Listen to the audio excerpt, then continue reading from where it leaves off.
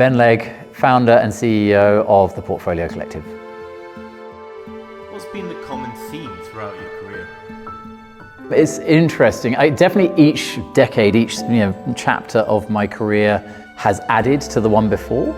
In terms of a common thread, I guess being a bit fearless, because ultimately a lot of people tried to talk me out of those changes, saying, oh no, stay in the army, you'll be a general one day. No.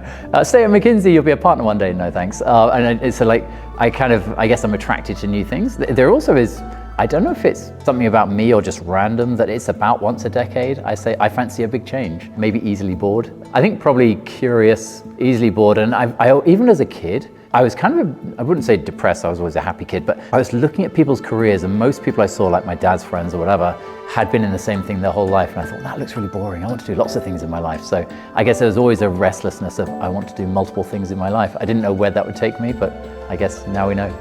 When did you feel it was time to be a founder? I've had the itch to be a founder. I certainly remember thinking it, even when I was at Coca-Cola, and at the time I was thinking there's a real market opportunity for craft beers. And obviously at Coca-Cola I had learned a lot of the skills for branding and marketing drinks. Obviously these days there's probably too many craft beers, but at the time it looked like a good opportunity.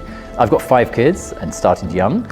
And so I've always had this kind of financial responsibilities that meant that for most of my life I couldn't afford to be a founder because I couldn't afford to take the rubbish salary, as it were, or the non-salary.